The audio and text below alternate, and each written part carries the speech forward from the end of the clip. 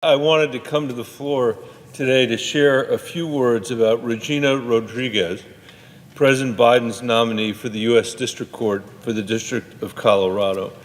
Gina's nomination comes to this floor with broad, well-earned support across the state of Colorado.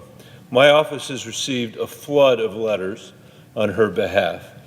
All of them testify to her character, her hard work, and commitment to service, justice, and the rule of law. She learned all of it, Mr. President, from her family. Her mom's family knew injustice firsthand.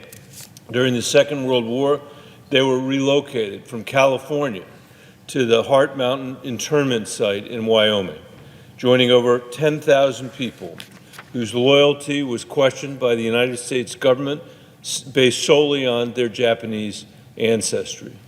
Her mother, Linda, went on to become a teacher and administrator in the Denver Public Schools, my old school district. Her father, Peter, was a Mexican-American who went from living in a railroad boxcar on the south side of Chicago to earning a nomination for the NFL Hall of Fame. Education and hard work transformed her parents' lives, and Regina has always sought to live up to their example. Gina grew up in Gunnison, Colorado, but her family moved around the country because her dad coached football. She graduated with honors from the University of Iowa, which I know is not the only reason that Chairman Grassley supported her nomination, but probably was an important one, then returned home to earn a JD from the University of Colorado Law School. After starting at a private firm in Denver, Gina joined the U.S. Attorney's Office. The Department of Justice noticed her talent, and she went to work for the Attorney General on alternative dispute resolution, a new approach at the time, meant to avoid lengthy trials through arbitration and mediation. She helped to mainstream the approach for all U.S. attorneys, saving the government countless hours and taxpayers countless dollars over the years. Gina's leadership in Washington earned her promotion back in Denver, where she rose to become head of the chief of the civil division in the U.S. Attorney's Office. She was the first Latina to hold that position and quickly developed a stellar reputation among colleagues and judges. Today, she's one of the most respected trial lawyers in Colorado and has received reward after reward for her work. Her commitment to the community has been just as impressive.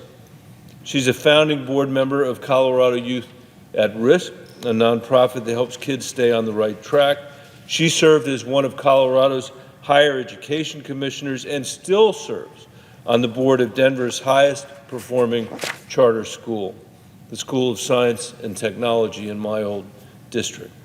Somehow she finds time to mentor young lawyers from underrepresented communities. The evidence is overwhelming. Regina Rodriguez is an exceptional nominee with a distinguished career and commitment to service. She has blazed trails in Colorado and in Colorado law through the sheer force of her intellect, hard work, and character. Regina and her family are what we mean when we come to this floor and talk about the American dream. She has my full and enthusiastic support, and I want to thank my colleagues on the Judiciary Committee for advancing her nomination with overwhelming bipartisan support. They saw what Colorado already knows, which is what an exceptional judge Gina would make, and I wholeheartedly agree. I urge my colleagues to come together and confirm this outstanding nominee in a big bipartisan vote. With that, Mr. President, I yield the floor and suggest the absence of a quorum.